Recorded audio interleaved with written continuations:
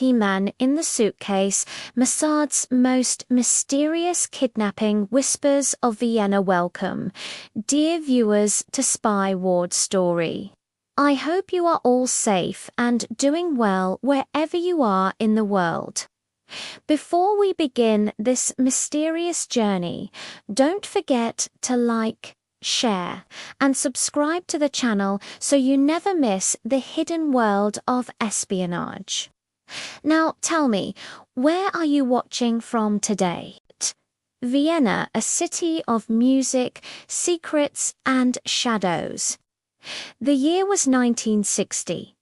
The Cold War had divided Europe like a wound that refused to heal. Beneath the elegant cafes and polished marble streets, a different kind of orchestra played one of whispers, coded messages, and invisible wars.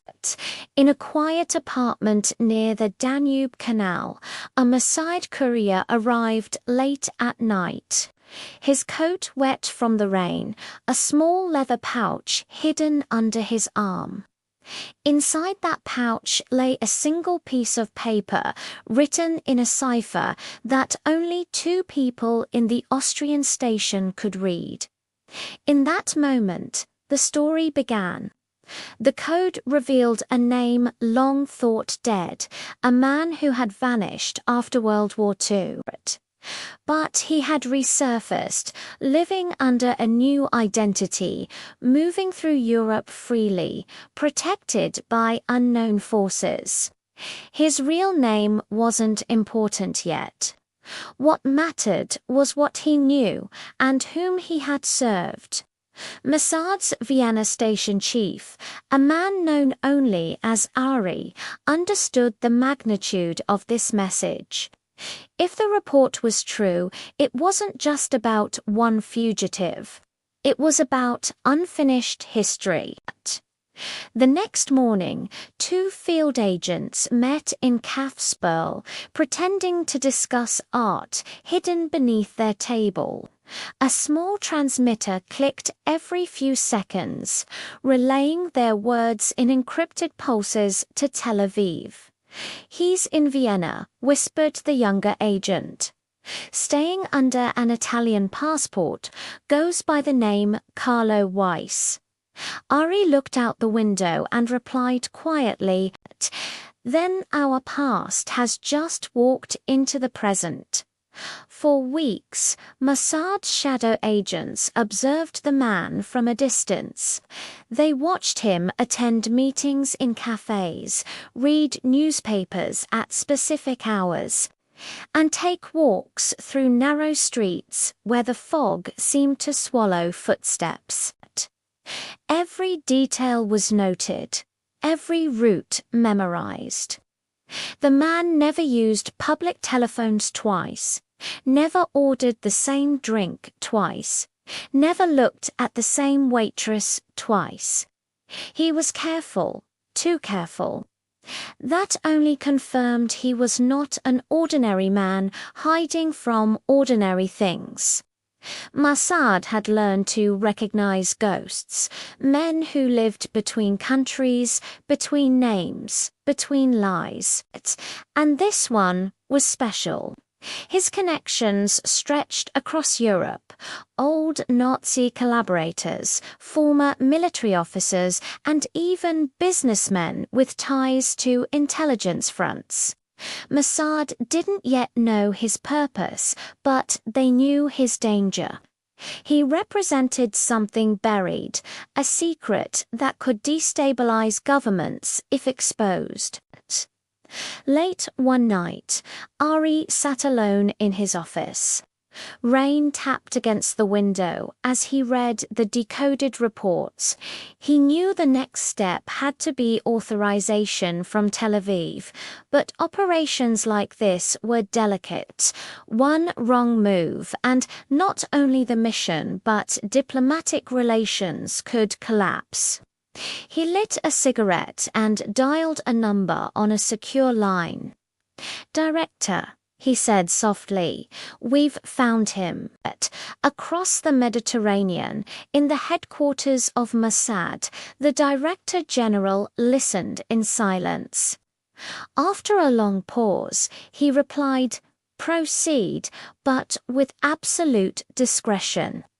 No records, no traces. This never happened." The line went dead. The order had been given. Mossad's Vienna unit was now on a hunt that would take them deep into the invisible corridors of post-war Europe. The mission was not assassination, it was capture. The man was valuable alive, but no one outside the agency would ever know he existed. The next day, Ari briefed his small team. "We work in pairs, no direct contact, no written reports. If anyone asks, this is an observation mission only." One agent, a woman named Leah, nodded quietly. She was new but sharp, trained in counterfeits. Her job was to blend into the streets, to become invisible in a city full of watchers. The team followed the target's routine for 11 days. Each day he changed hotels, always traveling light with one medium-sized brown suitcase. It became a symbol, the one constant in his ever-changing life. Inside it, perhaps lay the secrets that made him so dangerous.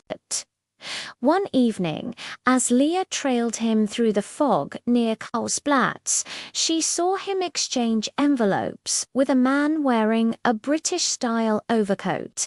By the time she blinked, the man had vanished. She reported back immediately. Ari's face tightened. "He's not working alone," he said. "We're dealing with an active network, possibly ex-intelligence." The operation now had a name, Operation Suitcase. Every step became more dangerous.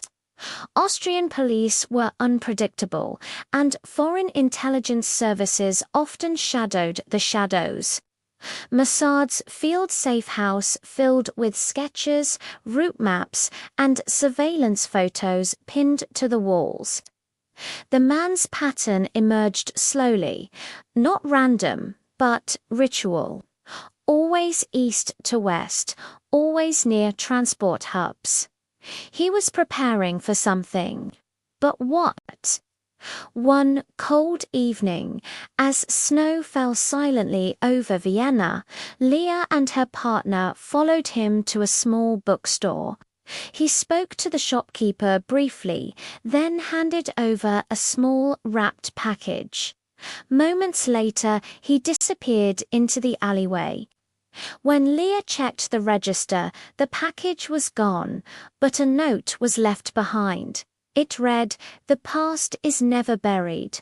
It just waits to be claimed." The next morning, Ari decoded the note and understood the message wasn't a taunt. It was a warning. Whoever this man was, he knew he was being watched. And yet, he didn't run.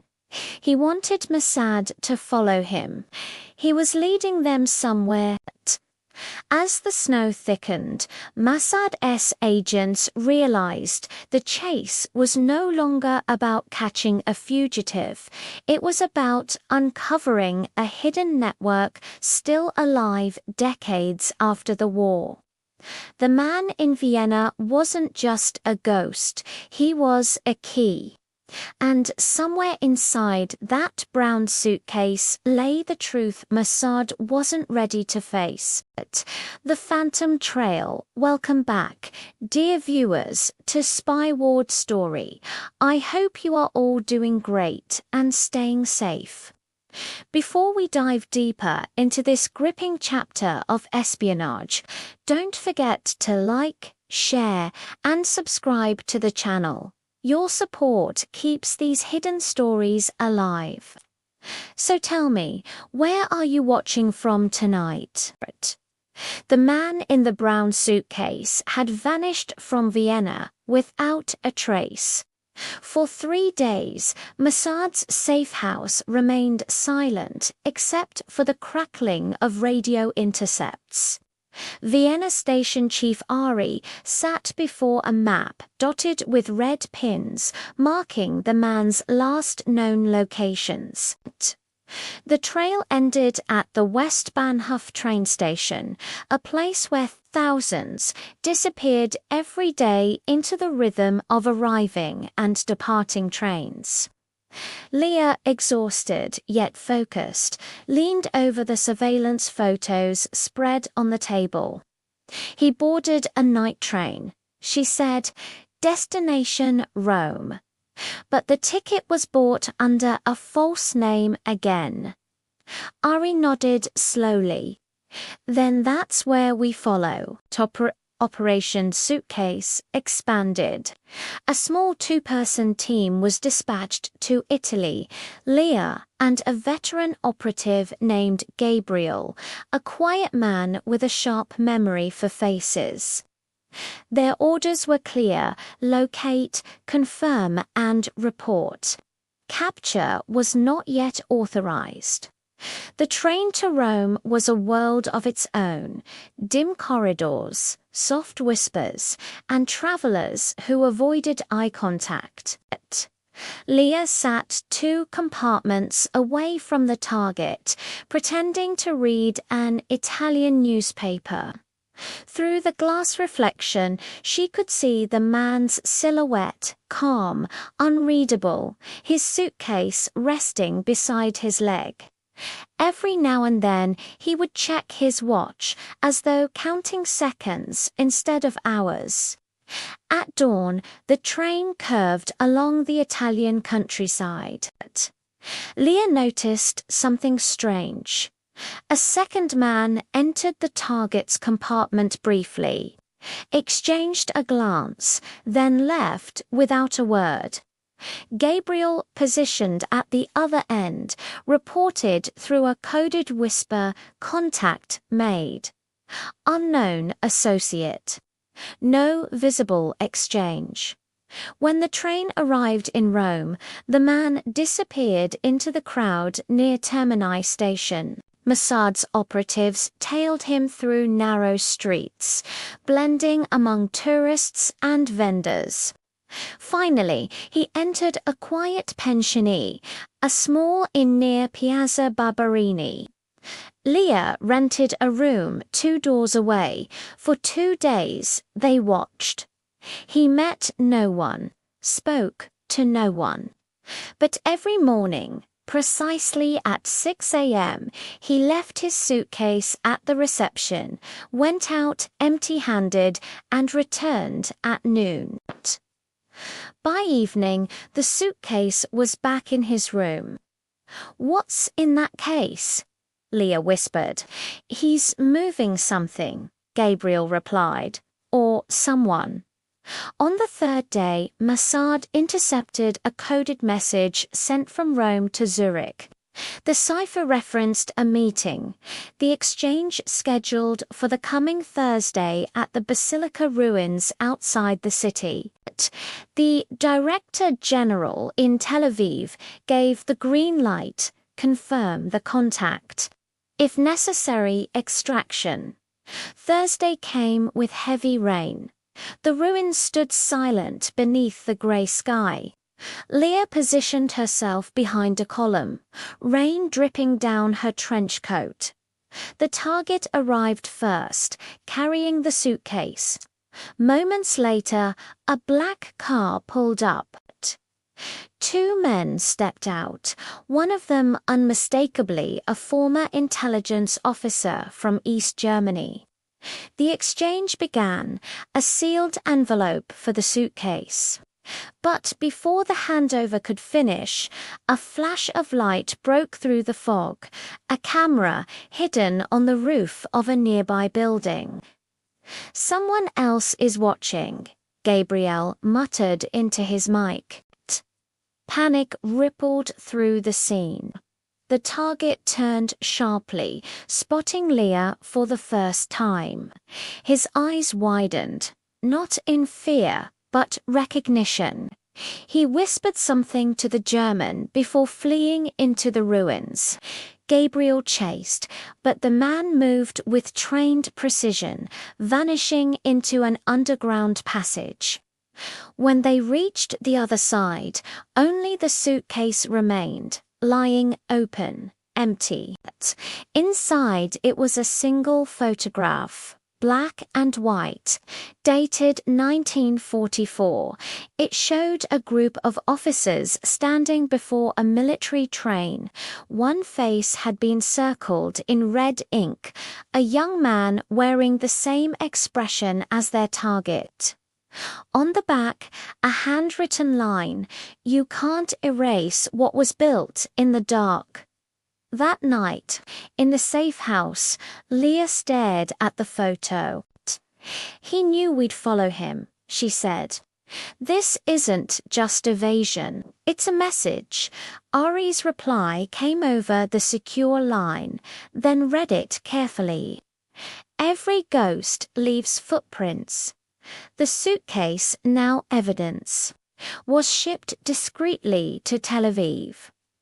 Analysts confirmed the paper was pre-war German and the ink recently applied. The man was alive, active, and connected to something larger, possibly an underground network preserving wartime intelligence archives." In the days that followed, Leah couldn't shake the image of his eyes. Not afraid, not hostile, but almost ... sorrowful. As if he wanted Mossad to find him. Blueprint for abduction. Welcome back, dear viewers, to Spy Ward Story. I hope you are all doing well and ready for another deep dive into the secret corridors of history. Before we begin, don't forget to like, share, and subscribe. Your support helps us uncover more hidden chapters of the spy world. So tell me, where are you watching from tonight? Rome, spring 1961.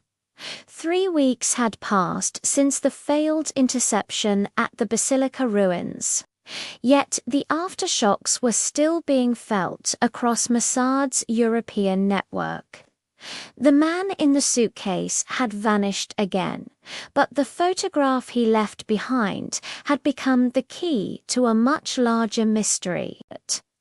In Tel Aviv, analysts traced the circled officer in the photo to a codey name long buried in the post-war archives, Project Shatten, the Shadow Project. Leah stood in the Rome Station S briefing room as Ari unfolded a set of newly declassified blueprints. The documents had been found in a forgotten Swiss vault, purchased through a front company Mossad had used for years. They weren't architectural drawings. They were plans for an abduction. "This isn't just one man's escape plan," Ari said quietly. "This is a system designed to relocate people under new identities, funded through shell companies, protected by diplomatic channels. Someone rebuilt the network after the war." Gabriel leaned closer, scanning the diagrams. "And our man," Ari replied. "He's one of the architects." The documents mapped routes from Vienna, Rome, Buenos Aires, and Damascus, all converging into what looked like a pattern. Leah noticed the intersection marked in faint pencil, Opus 9. "What is Opus 9? She asked. Ari's voice hardened. "A safe house or a prison, maybe both." The next step was surveillance. Mossad set up a listening post in Rome, disguised as a photography studio. Leah and Gabriel monitored intercepted telex messages and phone transmissions, each filled with cryptic codes like shipment confirmed or passenger cleared. Hidden among them, one message repeated every few days: blue suitcase secured. It was the same term used during the Vienna phase. Whatever was inside that suitcase, or whoever controlled it, was part of a running operation. Late one evening, Leah intercepted a call between two businessmen speaking in broken Italian. One said, "The package leaves Naples on Tuesday. Destination Tripoli." She froze. Libya had become a hotspot for underground exchanges between former European officers and Middle Eastern factions. If the suitcase was headed there, it meant the operation wasn't European anymore, it was global. Tel Aviv's response was swift. A small Mossad cell based in southern Italy would intercept the cargo before it left port. Leah volunteered for the mission. "He's leading us somewhere," she said firmly. "I want to see where it ends." The team arrived in Naples under the cover of night. Rain slicked the docks as cargo ships prepared for departure. Leah and Gabriel, dressed as customs inspectors, moved between containers until they found it, a medium-sized crate labeled musical equipment. The shipping manifest listed it under a false Austrian company that hadn't existed since 1947. When they pried open the crate, they found the brown suitcase inside, perfectly intact. No dust, no signs of age. Just a single sticker on its side. Opus 9. "Do not open it here," Gabriel whispered. "It could be rigged." But Leah's curiosity overpowered caution. With gloved hands, she slowly lifted the latch. Inside was a notebook handwritten in German and a roll of blueprints sealed in plastic. The first page of the notebook bore a title: Blueprint for Abduction Protocol A. They transported everything to a Mossad field lab outside. Rome, cryptographers and historians worked through the night. The notebook outlined a covert system built after 1945 by remnants of wartime intelligence units, a system that offered escape, identity, and invisibility to those who could pay. The brown suitcase was the portable command file containing names, locations, and instructions to activate sleeper routes. One page mentioned Vienna, another Buenos Aires, and one marked with red ink simply said reactivated -1961. Ari arrived from Tel Aviv the next morning.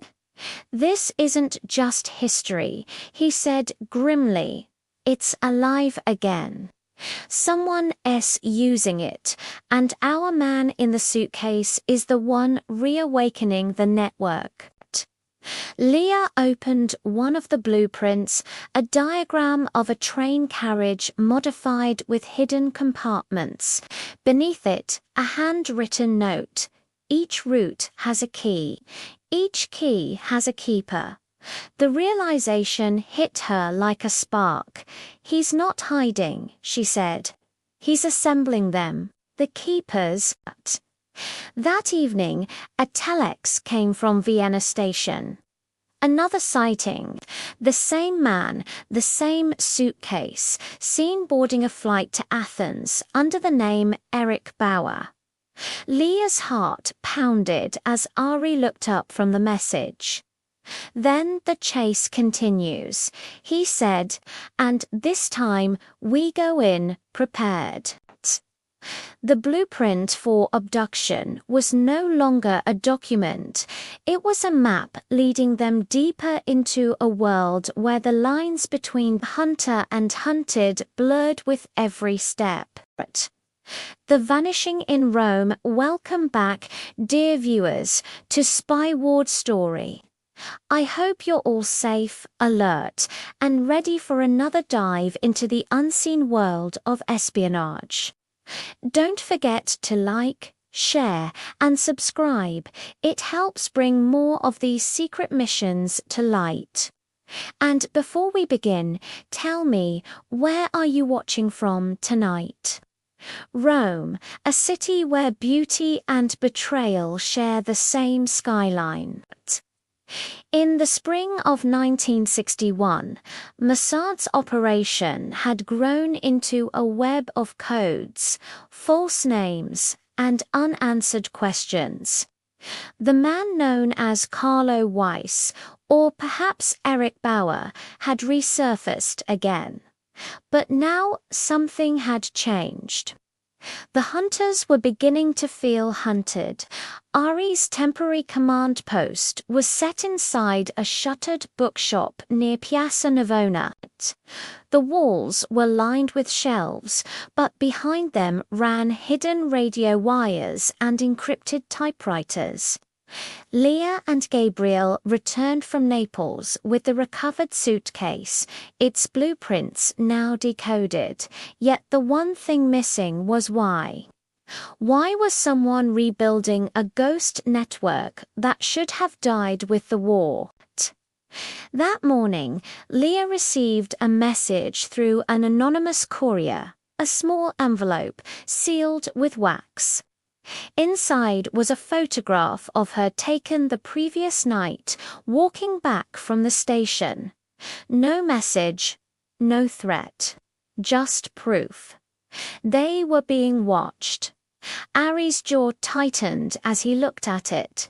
He knows exactly where we are. Mossad's orders were clear: maintain surveillance, no arrests until extraction clearance came from Tel Aviv. But the team could feel the noose tightening. The streets of Rome had turned into a chessboard, and every step might trigger a move they couldn't see.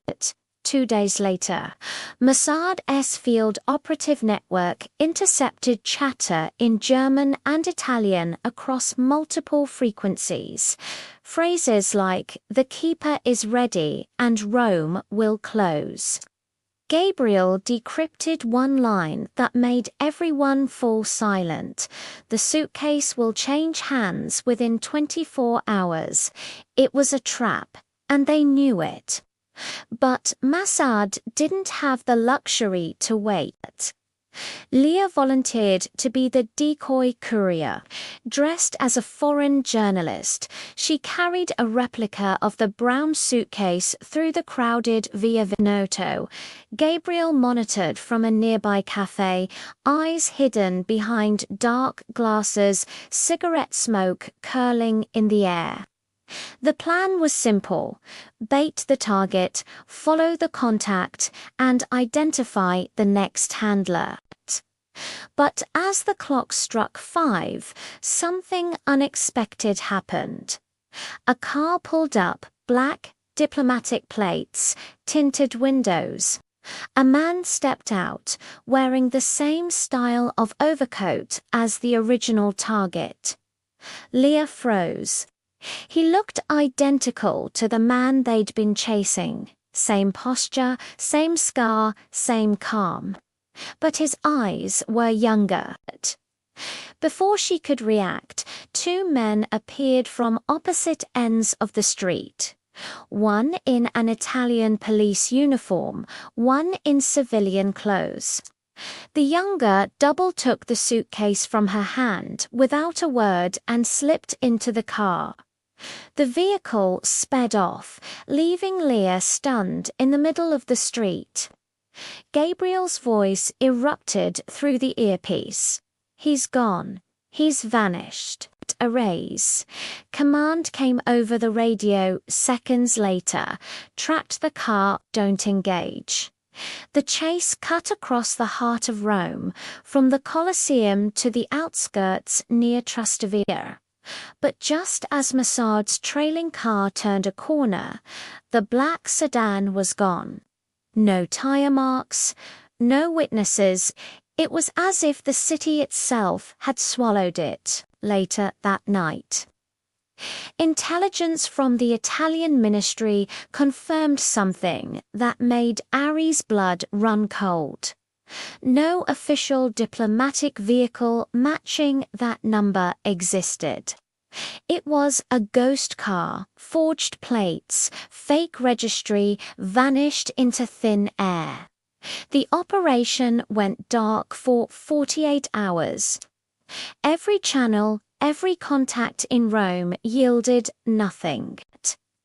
Then, at dawn on the third day, Mossad's local liaison delivered a new photograph captured by a street surveillance camera near the Tiber River. It showed the younger double entering an embassy compound, but not an Italian one.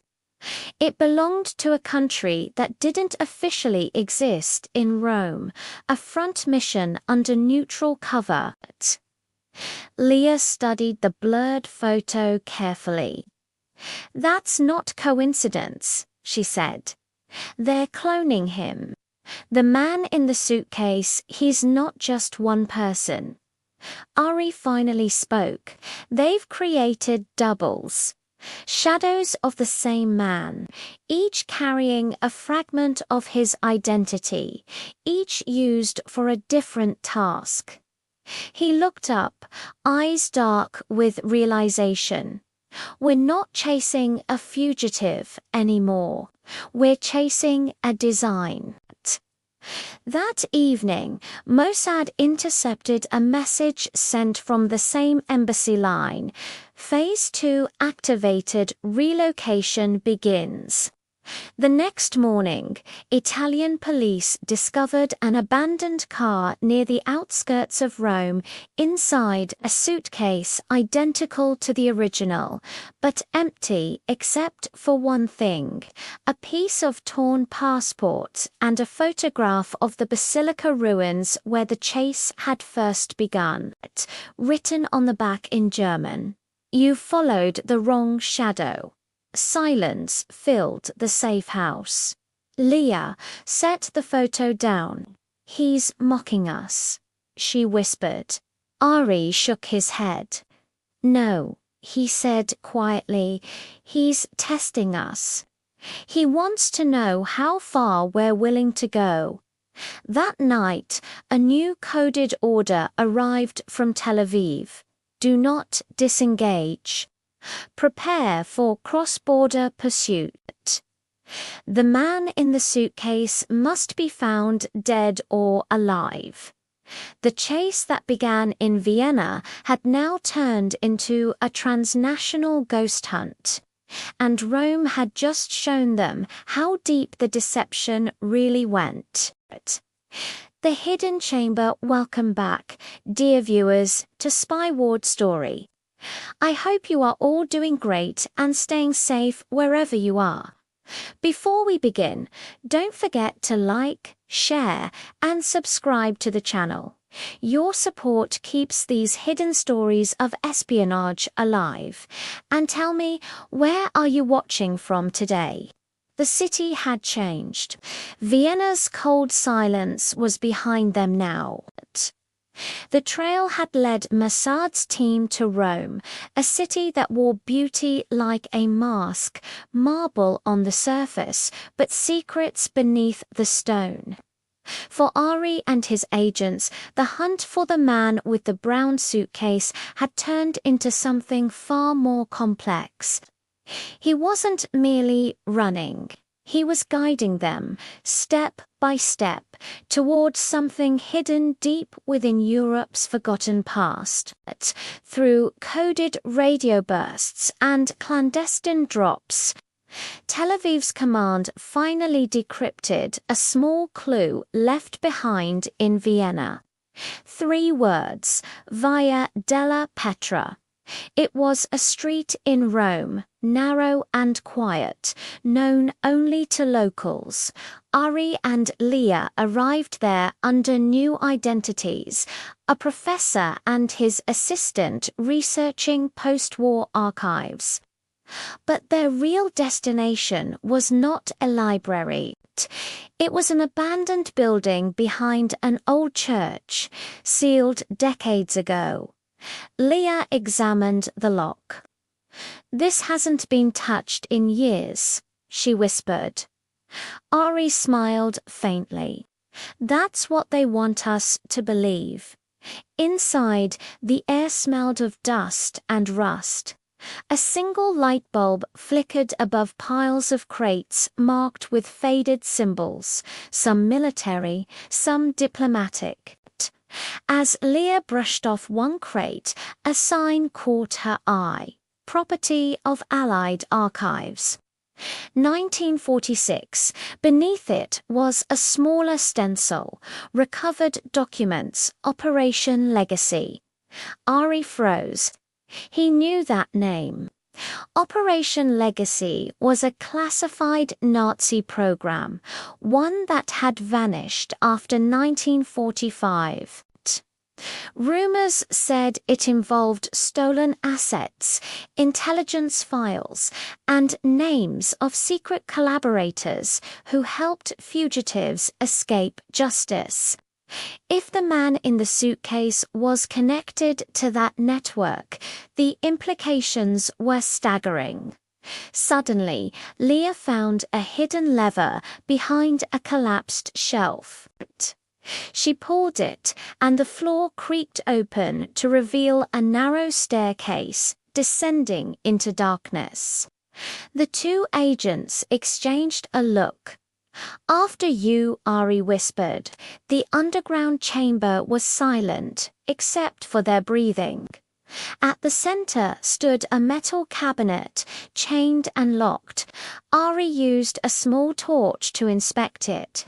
There, carved faintly into the steel, was a code CW. 1959, Carla Weiss, the man they'd been following. Leah's voice trembled. "He built this." Ari nodded slowly. "Or he was ordered to protect it." They pried open the cabinet and inside found files.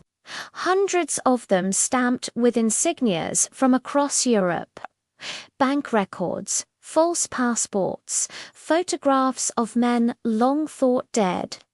Leah turned one over and gasped. It was the same man they'd seen in Vienna, but years younger, standing beside uniformed officers. At the bottom, one signature stood out, a name Ari had hoped never to see again. The chamber wasn't just a hideout, it was a vault of truth, proof that a secret post-war network had survived for decades, quietly influencing governments and funding operations under new names. And the man in the suitcase wasn't just a courier of secrets. He was their last guardian. But as they prepared to extract the files, a soft click echoed through the dark. Leah turned. A red light blinked on the wall. An alarm. "Move," Ari shouted. They dashed up the stairs as the building shook from a small explosion in the lower level. By the time they reached the street, smoke poured from the windows. Whoever owned those secrets had just tried to erase them. As the sirens wailed in the distance, Ari looked at the burning building. "He's always one step ahead," he muttered. Leah caught her breath. "Then we'll have to become shadows ourselves." That night, from a safe house across the city, they sent a single message to Tel Aviv. "The chamber is real. Legacy still active. Rome compromised. The director's reply was short. Find him before they do. The chase was no longer about history. It was about survival and the truth buried inside one man's suitcase. The double identity. Welcome back, dear friends, to Spy Ward's story. I hope you're all safe and doing well wherever you are in the world. Don't forget to like, share, and subscribe to the channel. Your support helps us uncover more hidden operations from the world of espionage. Now, tell me, where are you watching from today?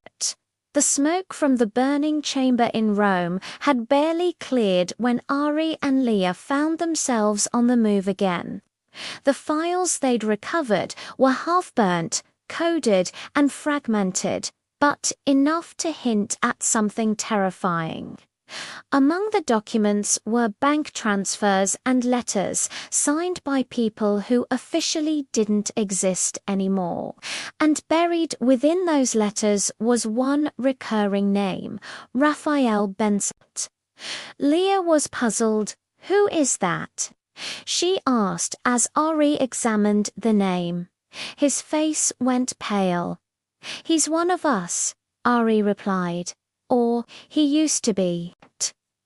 Raphael Benzer was a Mossad field operative who vanished years earlier during an undercover mission in East Berlin. Officially, he was declared dead. But according to these files, Raphael was alive, working with the same network the man in the suitcase had been protecting. The revelation struck Ari like a blow. If Raphael's alive, he murmured, then everything we know about this mission might be a lie. That night, the team relocated to a safe house near Florence. Leah worked tirelessly on decrypting the damaged files. Using fragments of cipher patterns, she uncovered a trail of coded telegrams exchanged between Vienna, Zurich, and Rome, all routed through the same alias.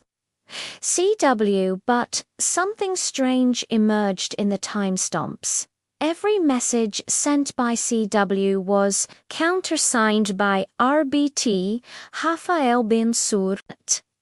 Leah looked up from the papers. They were working together. Ari's expression hardened. No, Raphael was controlling him. Meanwhile, the man in the suitcase, Carlo Weiss, or whatever his real name was, had disappeared once again. Sightings came in from Zurich, Geneva, and even Istanbul, but none confirmed. Every time Mossad's eyes reached closer, he vanished into the fog of false trails and decoy passports. One cold morning, Ari received a coded call from Tel Aviv. Your secondary agent has gone silent. Compromise suspected. Proceed independently. He knew what that meant. One of their operatives in Europe had switched sides or been turned. For the first time, Ari began to suspect that Mossad's network itself had been infiltrated. The next clue came unexpectedly. Leah intercepted a shortwave transmission sent from a cafe near the Tiber River. It carried only 5 words. Raphael meets CW at dawn. The meeting point was the Ponte Sant'Angelo, the Bridge of Angels, an ancient stone crossing, shadowed by statues and silence. Before sunrise, Ari and Leah positioned themselves across the river. The mist hung thick over the water, and only footsteps echoed between the arches. Through her binoculars, Leah saw 2 silhouettes, one older man in a grey coat, one younger in a dark hat. She could feel the tension through the fog. The older man, Carlo Weiss, placed the brown suitcase on the railing. The younger man stepped forward. Raphael, Ari whispered. Leah adjusted her focus just as a black car appeared from nowhere. Headlights flared. Shots broke the silence. Both men fell. The suitcase dropped into the river with a splash, vanishing beneath the current. Ari and Leah ran toward the bridge, but by the time they reached it, the assassins were gone. Weiss was dead. Raphael was barely alive. With his last breath, he muttered something in Hebrew. "They were never mine. I was theirs." Then silence. Later, at the safe house, Ari sat alone, staring at the reflection of the bridge in the distance. Leah approached quietly. "Was he a traitor?" she asked. Ari shook his head slowly. "No, he was trapped just like Weiss." They now understood that the true enemy wasn't just a man or a spy network, it was an entire post-war machinery of deception that had survived inside intelligence agencies across Europe. And Raphael, the so-called traitor, had been trying to destroy it from within. Leah placed the last surviving file on the table. Inside was a single photograph. A group of men in suits, standing in front of a hotel in Geneva. 1958. Two faces were circled in red. Carlo Weiss. And a man Ari instantly recognized, Mossad's former logistics officer, long retired. "The enemy within," Ari whispered. It was never outside. That night, as the city lights flickered across the river, Mossad's operatives prepared for their final mission to uncover the last surviving cell of the ghost network that had haunted Europe for 20 years. And somewhere beneath the dark waters of the Tiber, the brown suitcase still waited, holding the last piece of truth. The final extraction. Welcome back, agents and friends, to Spy Ward Story. I hope you are all safe and well wherever you are in the world. Before we begin the grand finale, don't forget to like, share, and subscribe. Your support keeps these untold stories from the shadow world of espionage alive. And tell me, where are you watching from today? The dawn over Rome was pale and cold. The Tiber River moved slowly beneath the ancient bridges, carrying with it secrets older than the city itself. For Ari and Leah, this was the end of a long pursuit, but also the beginning of a truth too dangerous to speak aloud. The man in the suitcase was dead. Raphael Benser was gone. The files in the chamber were burned. Yet the shadows still whispered, and Mossad wanted answers. Ari received a sealed transmission from Tel Aviv. One final target. Zurich, recover the suitcase. No traces, no survivors. It was the first time in the mission that the order came with no hesitation, no discussion. Just command. The director's voice echoed in his memory. This never happened. 3 days later, in the snow-covered streets of Zurich, Ari and Leah arrived under new identities. They were posing as financial auditors investigating post-war fund movements. But their real goal was buried beneath one of the most secure buildings in Europe. the Helvetia Trust Bank, a place where money and secrets shared the same silence. Through months of intelligence cross-referencing, Leah had learned that the brown suitcase had been pulled from the Tiber by a local fisherman and sold to a dealer specializing in war memorabilia. The dealer, unknowingly, had passed it to a Swiss banker who worked with legacy funds, hidden Nazi gold and intelligence assets transferred after the war. That banker was now under surveillance. But inside a quiet cafe across the street, Ari watched a building through the fogged glass. "This is it," he said. The last hand that held the truth.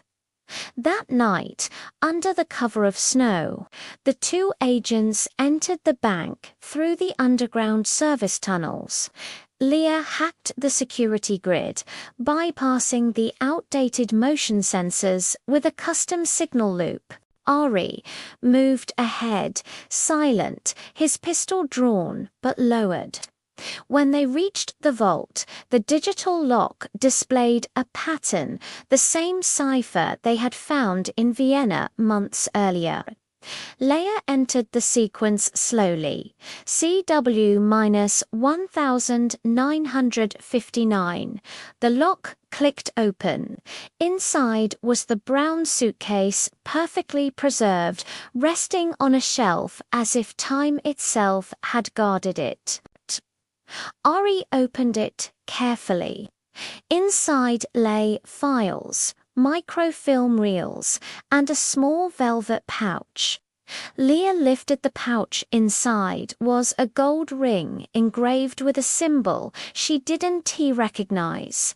"What is this?" she whispered.